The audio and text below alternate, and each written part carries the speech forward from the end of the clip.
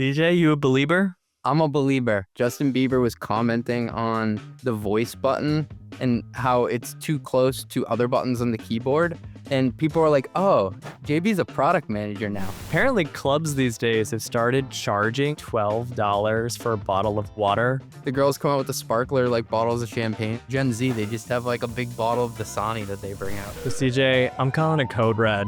Oh no. So I think it's kind of weird to try to tamper down the existence of your competition. We walk right up to Santa. He's a legit looking Santa too. And they have completely given up on the concept of monetizing this moment. Have all the Santas been bought up by private equity? They will come for your holiday characters too. From Mostly Media, it's Mostly Growth. Go-to-market strategist Kyle Poyar and CFO CJ Gustafson share smart takes on growing revenue and running a company. Pricing, unit economics, AI, leadership, candid insights for CEOs, CFOs, and CROs, or anyone else aspiring to climb to the C-suite. This is Mostly Growth. Hey, thanks for listening. We'll be right back after a word from our sponsors. As a CFO, you're expected to bring clarity to everything, including how your company manages ownership. The tools you use should make that easier, not harder. But when they come with hidden fees, data you can't always trust, and support you can't rely on, you end up with more frustration than clarity. That's where Pulley comes in. Pulley is a cap table management platform built for finance leaders who need accurate, decision-ready data from a system that works for your business, not against it. With Pulley, you get intuitive workflows, audit-ready reporting, and support you can count on, all backed by predictable pricing you can plan around, so you can stay compliant and make smarter decisions about your company's future. Manage everything from fundraise modeling to ASC 718 reporting to custom liquidity programs, all on one trusted platform. Hundreds of high-growth companies like Linear, Fathom, and Runway trust Pulley to help turn ownership into a strategic advantage. And joining them is now easier than ever.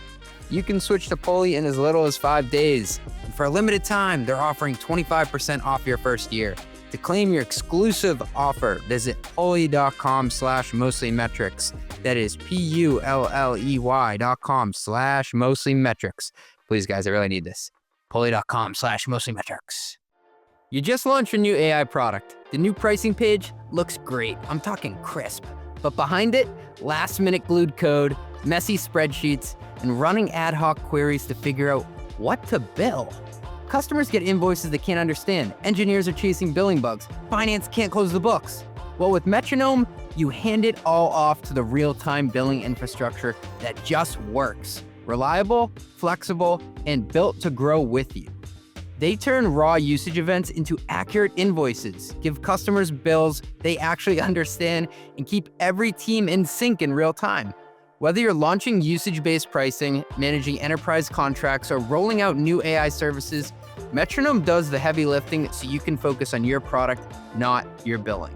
That's why some of the fastest growing companies in the world like OpenAI and Anthropic run their billing on Metronome. Visit metronome.com to learn more. That's metronome.com. And welcome back to our podcast. Good to see you, CJ. You too. Benjamin, thanks for coming into work today. I see you're changing up the fashion, CJ, with a fresh gray t-shirt. I am. It's actually from Abercrombie. Are you a mall rat? I don't go to the mall that much, believe it or not, but I remember going to Abercrombie around Christmas time when I'd be doing the shopping. Was it Abercrombie or Hollister, the one that you could smell the cologne all the way down by like... That was definitely Abercrombie. I went to the mall yesterday with my kids, and I haven't been to a mall in 7-8 years. Can I regale you with my experience? Do it. Was it a fully indoor mall, like a classic mall? They call it the Sono or South Norwalk Mall. So apparently there's a mall like 12 minutes from my house that I discovered yesterday. The Sono. It sounds so hip. It was so hip. Yeah. I had a special mall outfit that I wore just to fit in with all the cool kids there. But yeah, I took my kids to see Santa. And did your parents make you go to the mall every year to take a picture with Santa so they could save him and like put him in a scrapbook? No? We did not go every year, but we definitely went some years. My mom still has the scrapbook of like, there's a page for each Christmas with photos from that year. Yeah, so we had the same thing, and we would always go to the mall, and even like, because I have younger siblings, so I'd be in high school, and I would still have to go with my younger siblings so we could all get this stupid photo. You'd have to wait for like an hour, and while you're sitting there, you're noticing all the kids are crying, and all the parents like wrestling with their kids and they have them all dressed up and stuff. And it was this whole fiasco. And once you get up there, you have to pay for a photo with Santa. And this is mostly before the age of the iPhone. Maybe you had like a Razor flip phone back then. But you have to pay like $30 for a printout photo that they give you of Santa, right? We went yesterday. There was no line. We walk right up to Santa. He's a legit looking Santa too. And they have completely given up on the concept of monetizing this moment. You just walk up to Santa. They give you a free candy cane too. You sit down with them, you talk to them, and they just expect you to take it with your phone. There's not even a setup now for a photographer. So I have been living under a rock, it sounds like, for the last 7 or 8 years. But the Santa experience has changed, Kyle. Have all the Santas been bought up by private equity? Like what's going on there? They will come for your holiday characters too. Oh, man. That could be a good roll-up strategy, actually. Malls are desperate. They've got to do anything it takes to get people back in. I wonder how many malls across America have the exact same stores in them in the exact same order, because it just feels like a lot of these are a carbon copy of you. You go to Minnesota, it'd be the same mall. One of the stores that I walked by that I'd never seen in a mall before was Untuckit. Weren't they on Shark Tank, I feel like forever ago? It feels like a very Shark Tankable company now that you say it. Ben, were they on Shark Tank? Hey, am I the Shark Tank guy? The concept of the shirt is it's an entire like multi-billion-dollar brand that it's just a shirt that's meant to be untucked, right? The waist portion of it is fitted in a way that it looks better if the shirt's untucked. Because you've all seen like, the CFOs at a conference try to be cool, and they got this Brooks Brothers shirt that's hanging all the way down. It looks more like a skirt than a shirt at that point. It's really cool when there's a founder who takes an extremely simple idea and says, I'm going to make it my life's work to solve this problem. That there was somebody out there who was so frustrated by shirts and how they look when they were untucked outside of your pants that they built an entire corporation around it that is now in malls throughout America. Well, so my thing with this, we talked before about like point solution or platform company, and you either, die a point solution or you live long enough to become a platform. Untuckit, I think part of why they have stores now is like they've gone from point solution to platform. So the starting point was that you are getting these like button down shirts that don't need to be tucked in. But I think they have like everything now, like Henleys, polos, sweaters. They probably sell pants. Like, I think it's a whole platform. Then the question is like, well, how are they different than 99,000 other clothing brands out there? I think that's like the constant pressure is how much do you perfect this like one thing that you do and do it really well versus where's their pressure to expand beyond that thing? Well, one of the companies that is near and dear to my heart is RightRev, and they do revenue recognition. And some may say, oh, that's a category that is so narrow and small. But these huge enterprise companies, think like a Snowflake, they need a revenue recognition tool. And you're damn sure that they want the best at doing that, point blank, right? And I think we get over enamored by SaaS companies who try to be everything to everyone. Like maybe there are a few companies like Rippling seems to be pulling it off, where they're this compound startup. They're able to be like 10 different things and do it pretty well, right? But I don't think every company out there is necessarily uniquely qualified to do that or has the bandwidth to do it or like just odds are can pull it off. So when I see these examples in the analog world, like the other example that I came up with is Cane's chicken fingers. Have you heard of Raising Cane's? Yep.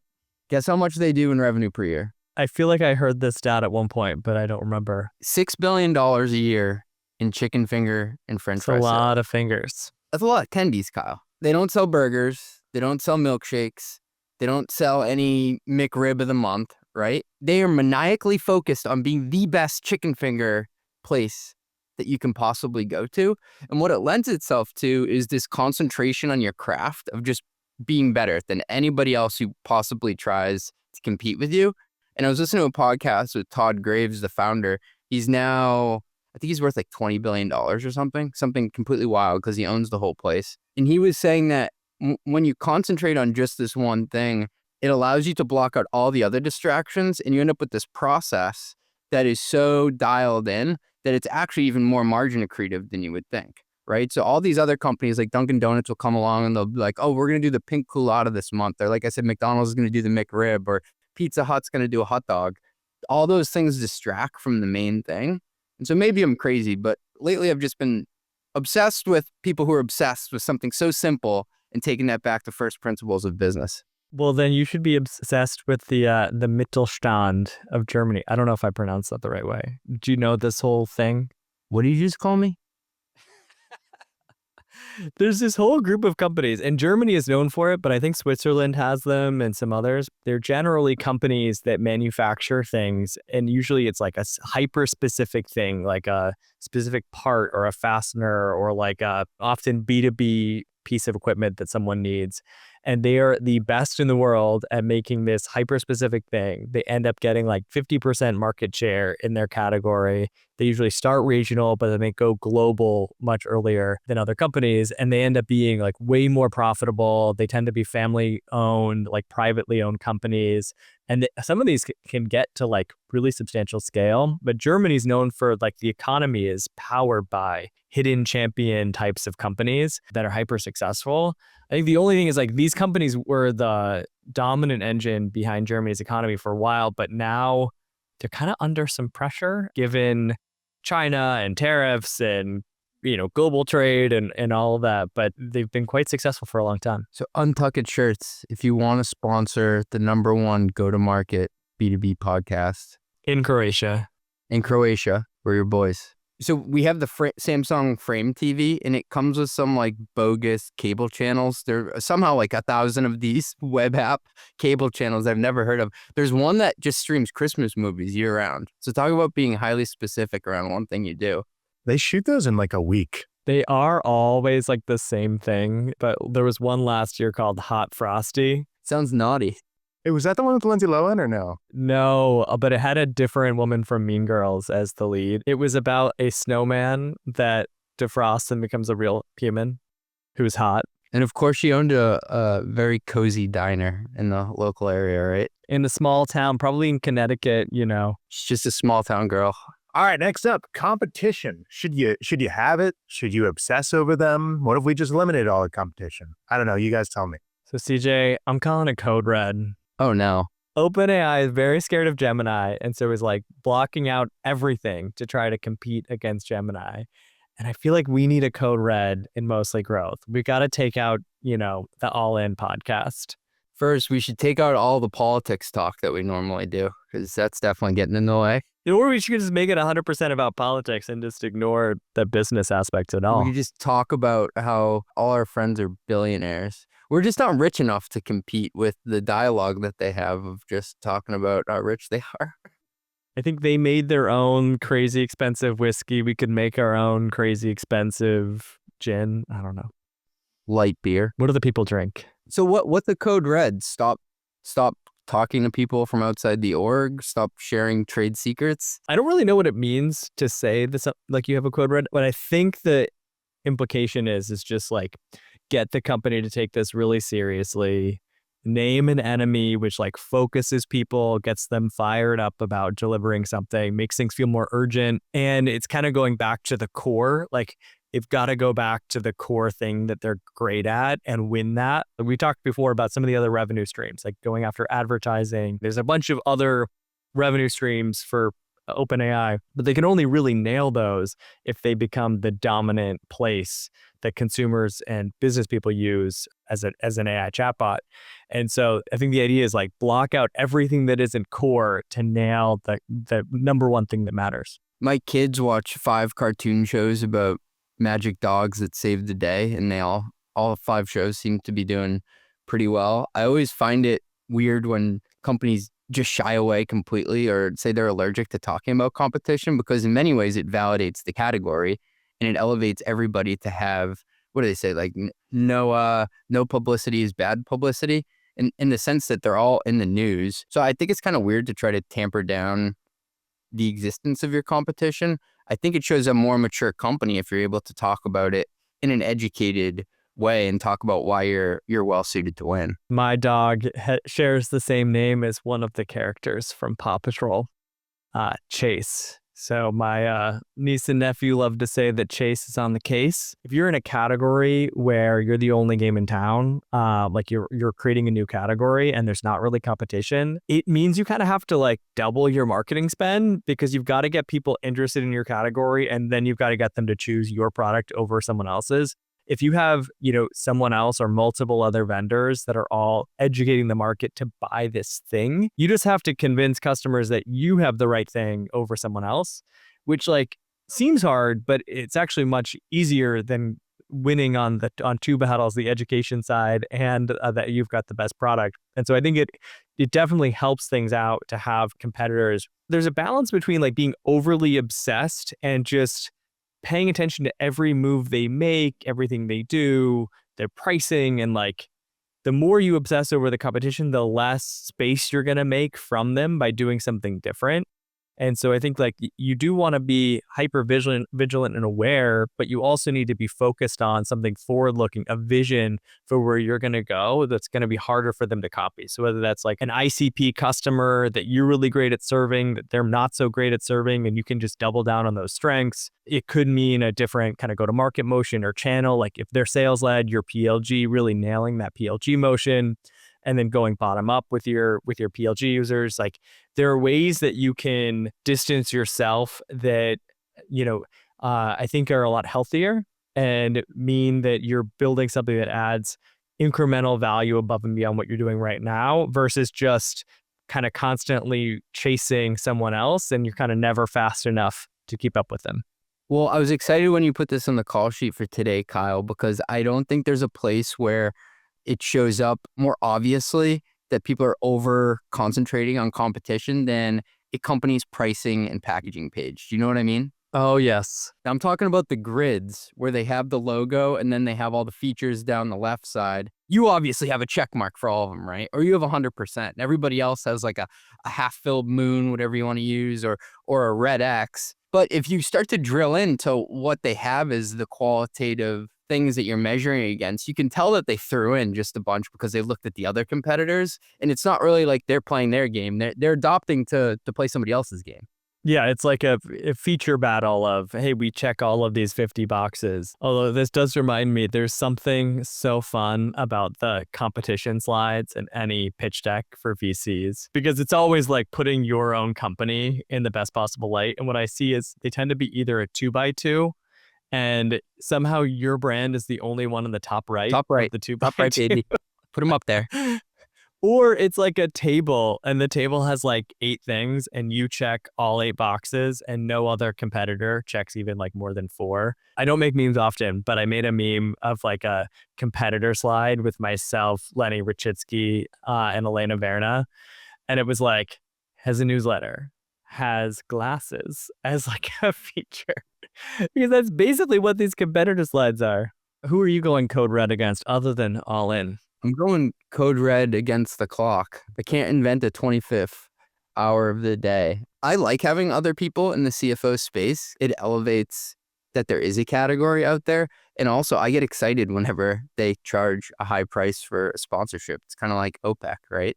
No, I think it's similar. Like now for like from an ad partner standpoint, I think for both of us, we make most of our money from ad partners. The whole category of like advertising in a B2B newsletter wasn't really a thing even like 2 or 3 years ago. And even some of the big ones out there like Lenny doesn't do advertising in his newsletter. And so there's this kind of delicate balance of no one really 2 years ago had a big line item in their budget to put money towards like B2B creators and newsletters.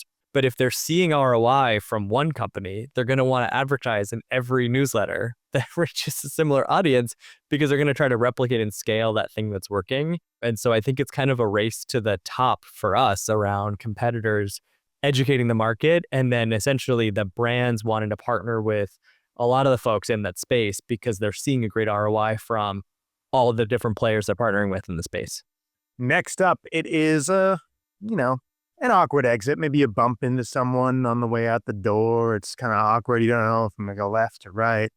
I got a question for you about exiting a building before we talk about exiting a company here. All right. Don't know where this is going. So the revolving doors that go around in a lot of the buildings? Apparently, the correct etiquette for a door that goes around, a revolving door, is to like cut the person off and go first so you can push it for them. Is that true, you think? See, I thought the polite thing to do was to like sneak in behind them in the same Then you're part of both the door. stuck in there. And then you just like creep together with them.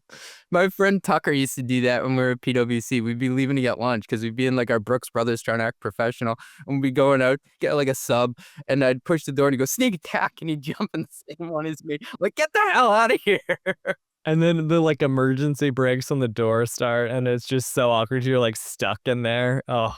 Back to today's programming. So that's the awkward entrance, but you want to talk about the awkward exit. All right, so I'll frame it up for you. In the VC-backed world, I think we can agree that if a company gets funding, let's say through Series B, C, and they exit for, call it 20, 30 million, that's a write-off. It's below everyone's collective line. If a company exits for $1 billion, and I'm excluding the outliers from the 2021-ish time frame because being $1 billion failure is definitely not the norm. Everybody's high-fiving, right? There's a certain bar that you clear and you're like, I think everybody's in the black here.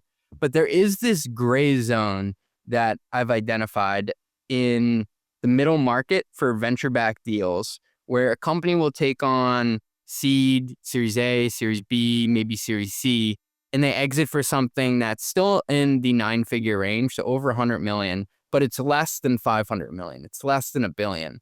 And in this range called 150 million to 300 million, what's interesting about it is it's usually, as Dave Kellogg would say, we're on the same cap table, but we're not on the same team. It's at a point where it can be absolutely life-changing home run money for a founder to exit at that point, but it's not big enough for a VC to be able to move the needle in their funds. So does that context make sense to you, Kyle? It does. I am very familiar with some exits of this size, as I think you are too. I think the tricky thing is when a VC does a deal, let's say it's a Series C investment at, say, a 200 million post-money valuation, they're looking for a 3 to 5x on that money. And so if the business scales and 3 or 4 years later, they sell for the same price of the last round, it's a 1x, it's like, what do we do all this for, right? It's not, because they can't say that the exit was because the company wasn't performing. It was like a company that was performing, they were able to have a reasonable sale. They probably could have kept performing and increased the exit value if they waited a year, 2, 3, 4 years before the sale. And so for a lot of VCs, part of the risk of the Series B or Series C is the risk of an early exit. Like, is this a founder that's going to take something at a similar price of this round so that you can't let that kind of money accrue and generate a bigger exit over time? But like, that's a very serious part of like IC decision making and conversations. Like, is this a founder that is trying to get an early exit? If so, is there some sort of like secondary where they can take some money off the table, like maybe buy a house with that money, and then they don't feel as much pressure to sell the whole thing right away? VCs really do not want the founder to take that type of exit. And I've talked on the Run the Numbers podcast with a couple of M&A lawyers who deal with this on a very frequent basis. And they said they've seen so many deals in this gray zone in the last 2 years because what ends up happening is the founders will get to a point where they've been at it for, call it 8, 9 years. And they're looking around like, well, I took that money, but now that I'm looking at my competitive set, as we touched on before, I'm looking at the macro headwinds, and I'm also going to need to reset my entire exec team, which there often is a lot of shuffling in the exec team around the Series C or D range to go to the next horizon there. They start to say, well, 20 or 30 million in a fishing boat sounds pretty damn good right now, which isn't aligned for everybody on the cap table because the seed investors, maybe they're fine. Maybe they make out like bandits at a 5 or 8x, but the last money in, they're probably looking at 0.8x or something like that. And that's nothing to write home about. Historically, this has been one of the largest spaces of exit value in software. Like if you go back for the last 10 years, there are a lot of exits at the 100 to 500 million mark.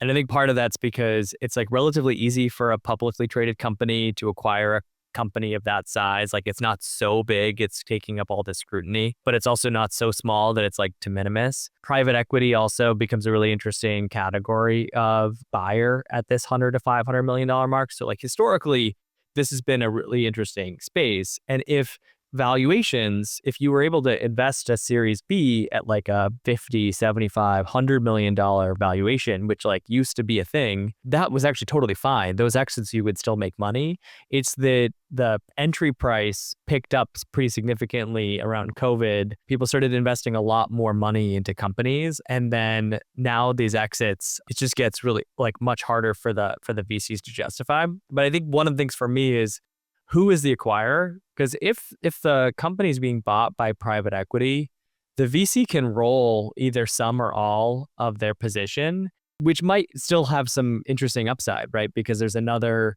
there's sort of a second act for the company, and there's some additional resources and everything to make this a platform investment, bring in other products, bring in a new leadership team, and there's kind of a partner that's going to drive a lot of that behavior.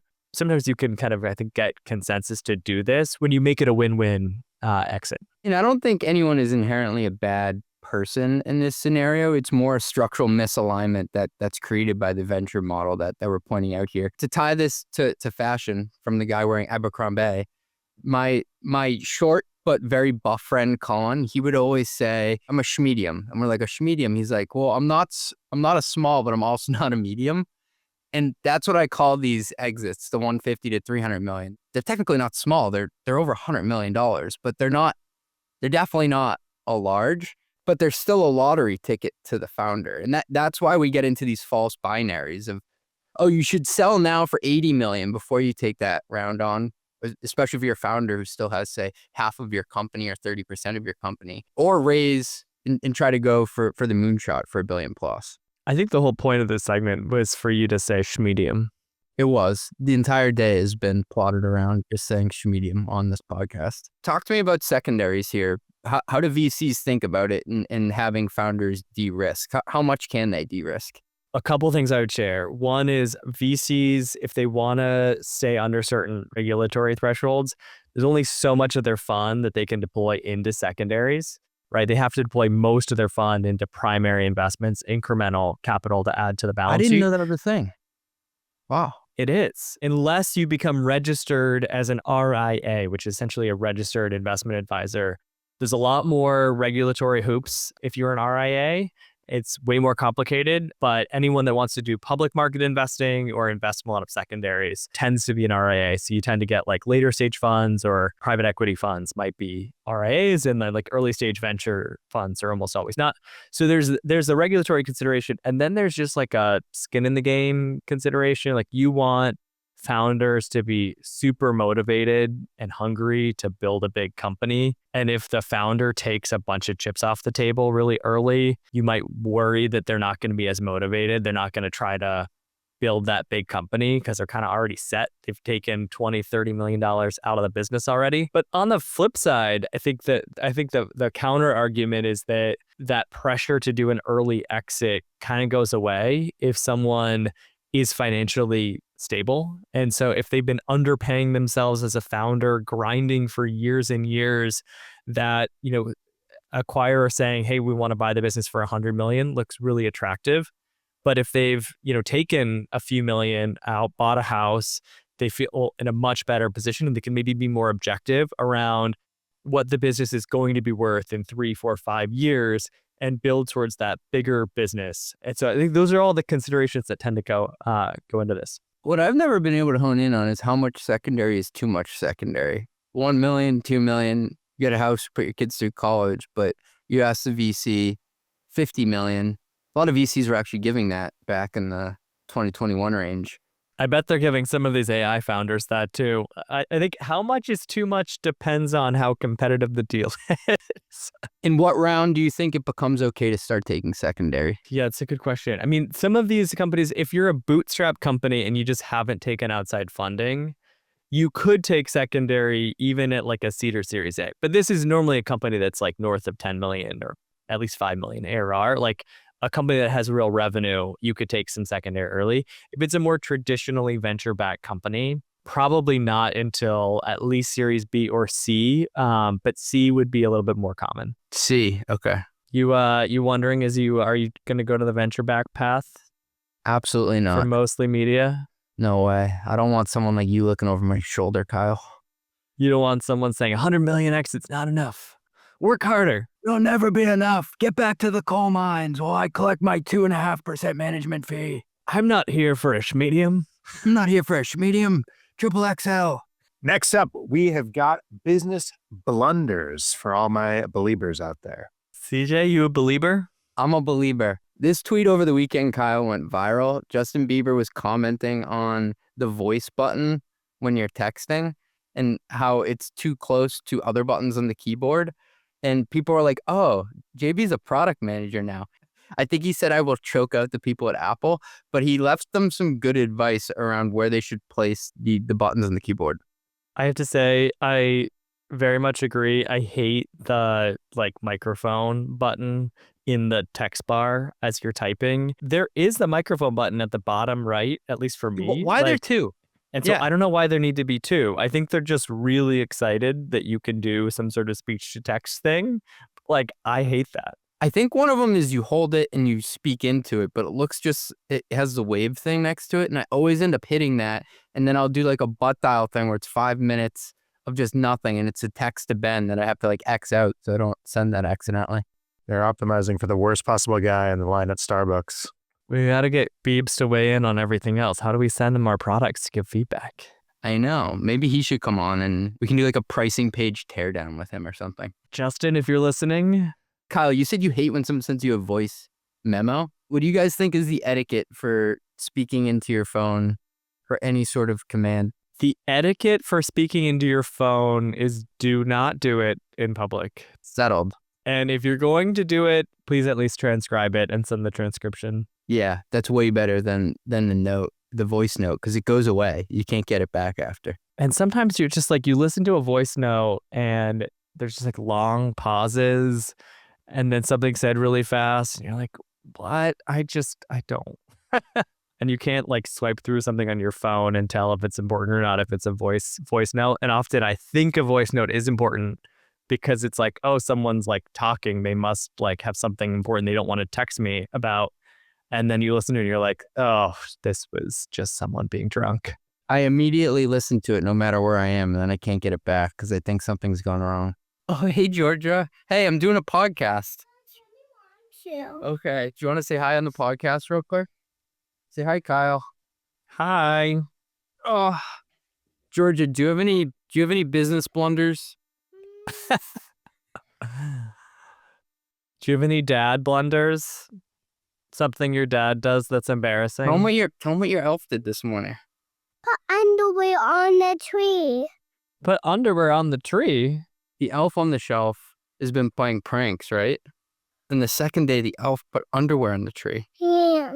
Say, please sponsor our podcast. Daycare is expensive.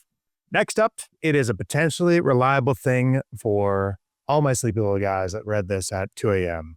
So take it away, sleepy fellas. I shared our podcast episode with Roland from House Call Pro and how one of their most reliable channels is cold calling.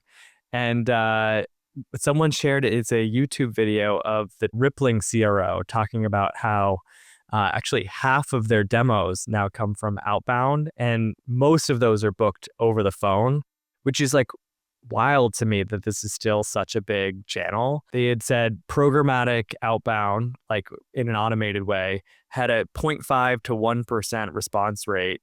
And they were running out of TAM in their database with this programmatic outbound. And so when they moved to cold calling, the response rate was between 3 and 7%. And this has been the way that they can actually not burn through their TAM, is by taking this more personalized cold calling approach. So I think it's an interesting thing for me, because when everyone's doing automation, doing the thing that is more expensive, harder to scale, more personalized and just more unusual, maybe starts coming back in style. So I'm what's next? Direct mail? Are we going to start sending people things over the mail? Maybe. I didn't know that SaaS companies stopped cold calling. At Parts Tech, we would cold call all day. I mean, we had those boys those phones were hot. Same thing at Sneak. You would go past the bullpen and you would just hear people trying to get their 10-second spiel in before somebody hung up. So I just didn't realize that people had moved away from it so much. I don't know if it's that like people totally moved away. It's just more of in 2023, as everyone was looking to get to profitability, outbound teams were like an expensive team that was seen as maybe a team that incremental return on outbound wasn't there. And so like response rates were low. The team often maybe did more outbound email than cold calling. And just like if there was a team to cut to try to save some money, like you don't want to cut engineering, you don't want to cut like AEs that have quota and close business. Like that felt like a place that you can find a little bit of savings. But I think people probably overcut and the pendulum swung back to this being a little bit more effective again. I was talking to Catherine Jhung, managing director at Hercules Capital, one of the top debt funds out there. And she made this comment in passing that I had to like ask her again. She said something along the lines of like, I make a couple cold calls every week to CFOs. I'm like, whoa, back up. You're working at one of the top debt funds out there and you'll pick up the phone and just dial somebody up. She said it basically keeps her sharp. And you kind of got to just have that muscle and also be willing to take rejection. So I also have a theory that it wasn't just about cost, but it was more just around the path of least resistance. If you give a human naturally, you can have these 5 options, but one is hearing another human's voice tell you no over the phone. They're probably going to not lean towards that one. Your homework for next week is to cold call 5 CFOs. You in? Ask them to come on the podcast. Hi, is this Rivian CFO? I'd like to purchase the car. I had one other one that popped up on Twitter. And so it's about Bridgewater. And Bridgewater Capital having a rule that if you're caught talking about an employee in a disparaging way behind their back 3 times, you're asked to leave the company. I thought that was really interesting, but it's not that they are against talking negatively about an employee. It's just they want you to talk to them face to face. Yeah, Dave Klein, he's a renowned management coach, and I talked to him about this because he worked at Bridgewater Capital for, I think, over 10 years.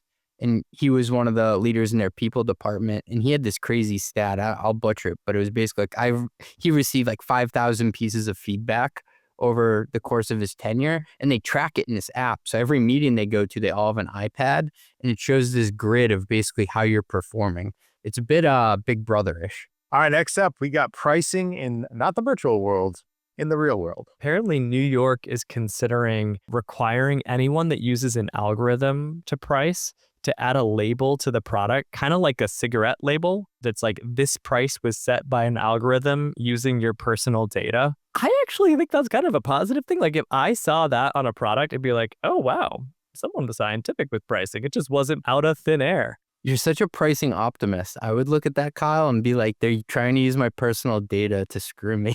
What products are not priced with an algorithm based on personal data? Like that is literally how every major product is priced. Your airline ticket is priced that way. Probably your music subscription is priced that way, whether it's from the promotional side or the list price. Like there is some sort of algorithm involved in most of what you're probably spending money on.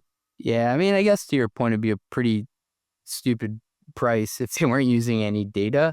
I just don't like knowing, because then I'm thinking like, what are they listening to that I'm not aware of? What do they know about me?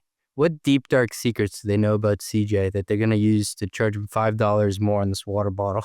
I think there's definitely some like price discrimination stuff that can happen, but they honestly don't even need like personal data to do that. And what a lot of the pricing moves are that involve personal data is actually knowing when to promote something and when not to, because they'll set the price artificially high. But then there's certain customers they identify as price sensitive. And those customers they want to offer discounts to get them to buy. And they want to do that without dropping the price for everyone.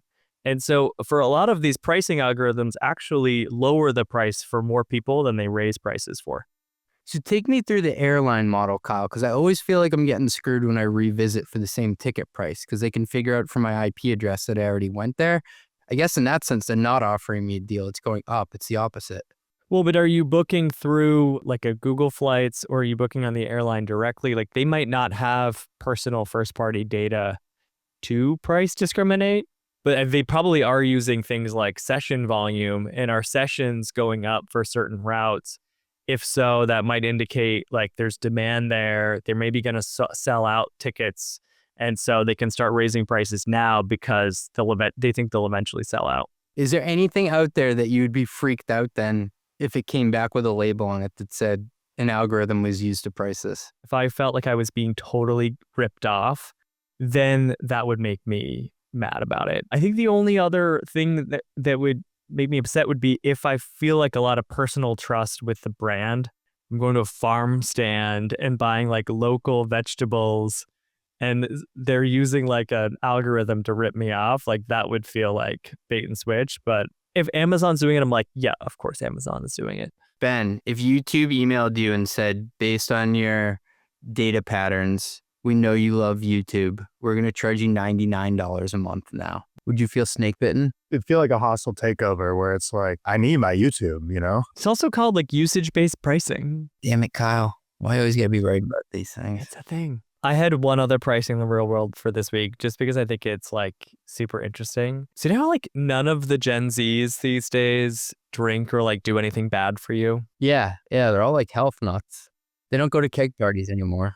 They like don't do anything bad. They're just all on their phones the whole time.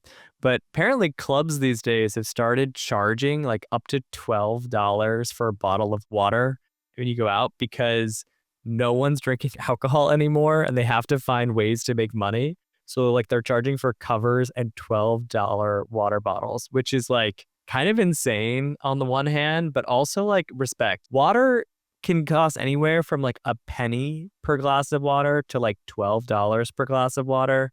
And so if like some SaaS company tells me that they're in a hyper competitive commoditized industry, I'm like, there is no industry as commoditized as water.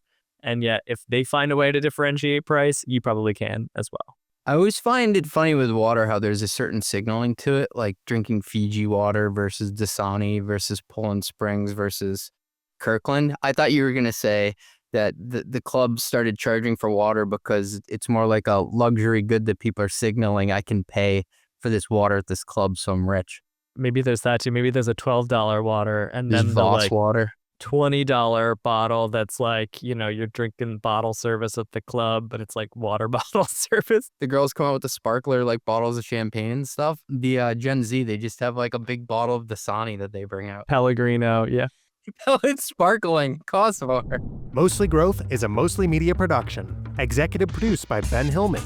That's me. Nothing said on this podcast is intended to be business or investment advice. It's the sole opinion of CJ, Kyle, and Ben. Just some guys who love talking growth. Mostly. If you like this podcast, hit subscribe. Give us 5 stars or hit like. The algorithm overlords thank you. Drink water, call your mom, and have a great day.